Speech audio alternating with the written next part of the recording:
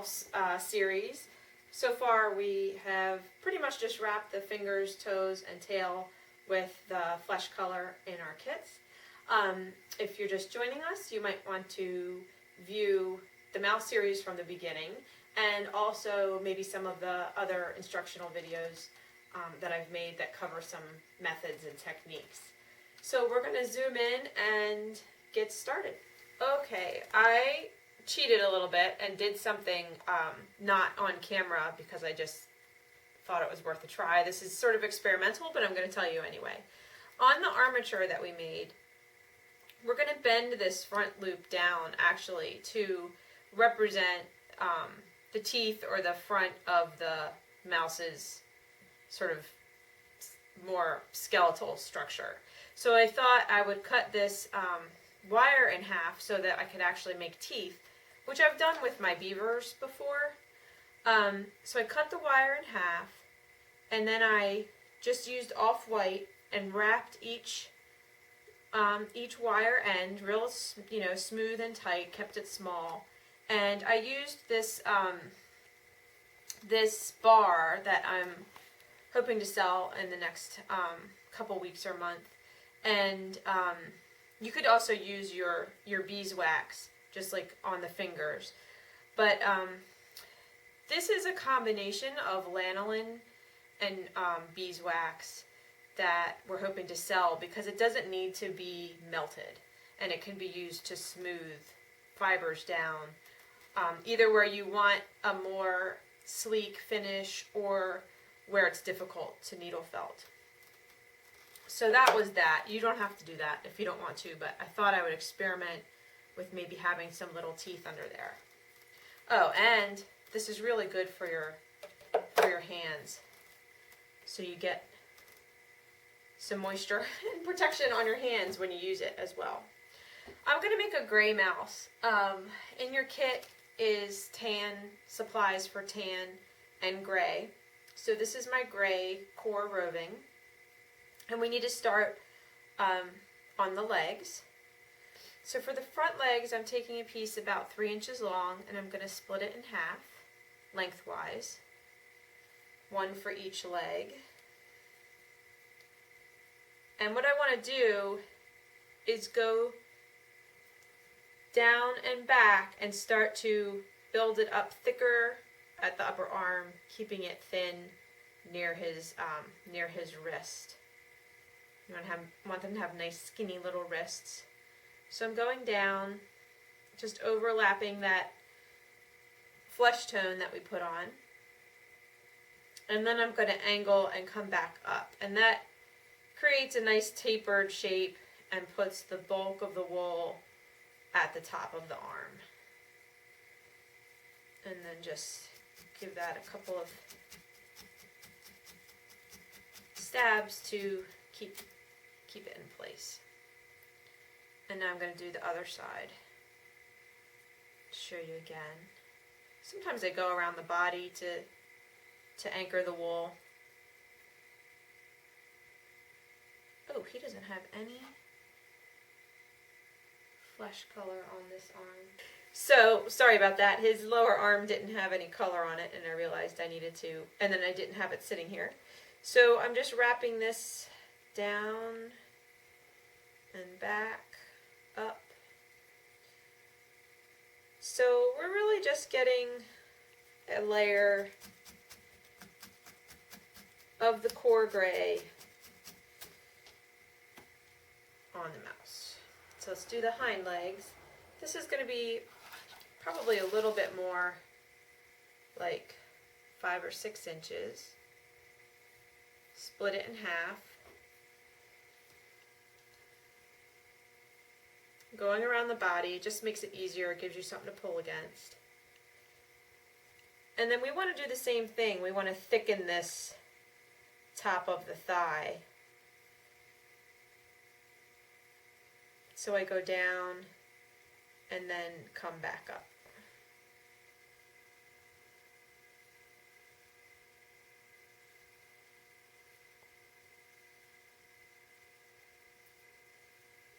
You want it to be nice and tapered. where it meets the skinny part of his leg. And when you felt this, encourage it flat. You know, try to sort of flatten it out, not make it so log shaped.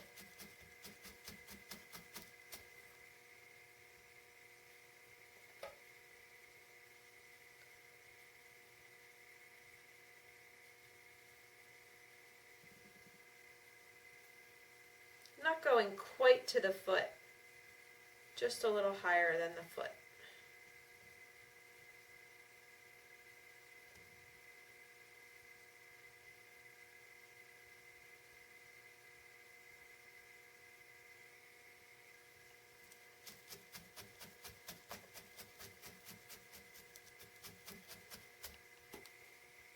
Okay, and then we're going to do a piece, nice long piece to get his head and body covered.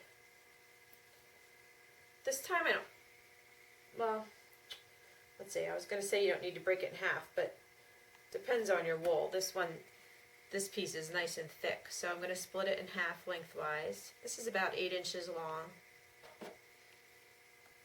And just hold your armature in a way that's comfortable to you. I'm left-handed, so my critters are always facing the left, and I start at the back and move forward. This you want to be tight and smooth.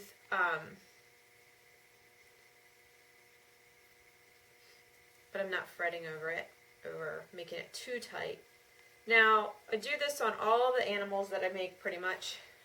When you get to the up behind the front legs, we want to crisscross on the chest to build up some wool in here and actually give him, you know, a little wool kind of chest between his two front legs.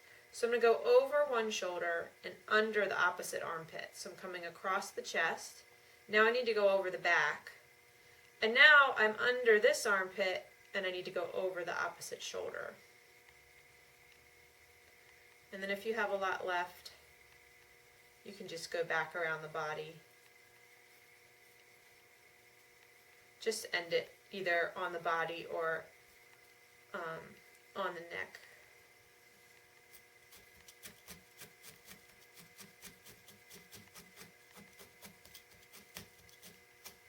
Okay, and with the second half of that long piece, we're going to wrap the head. Now I have bent this last 1/8 to 1/4 of an inch of armature down, and I'm going to start on the neck, go around a couple times to get it going. And kind of the same thing as the legs, I'm going to go towards the end of the nose and then angle back so that he stays skinny on his nose. I'm not even going to worry about this area. I'm going to go just almost to the end here, about 1/4 of an inch left. And then I'm going to angle back and let the wool, the rest of the wool, be around the back of his head, because this is where we want it to be thicker back here. We want it to go from skinny to thick.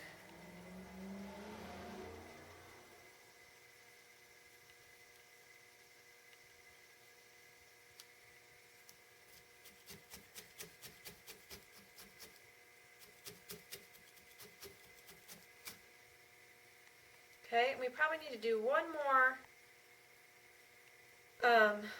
big piece on the body here. He's looking a little skinny so far.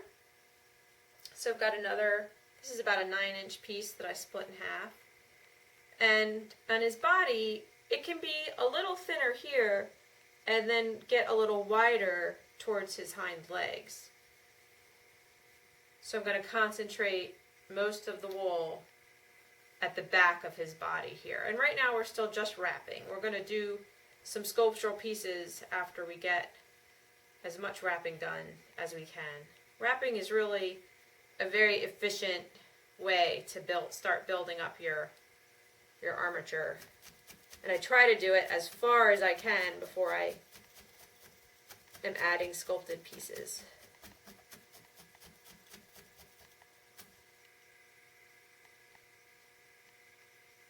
Okay, let's see where we are here. Okay, before we end the video, I do want to get one more piece on the head, following the same way we did the first piece on, and another piece on the body. And then we'll be in a good place to begin for the next video. So I'm going to do it off camera and then show you how it should look. Okay, so we were a little pressed for time, but off camera I put another like 8 or 9 inch piece on the body. So you can see how he kind of just gets a little wider towards the legs here. And then I also put another about 6 inch, half a width of roving on the head. And really try not to build up too much here, but more towards the back of the head and around the neck. Yeah, so we're in good shape to start adding some sculptural pieces and then the top coat. See you next time.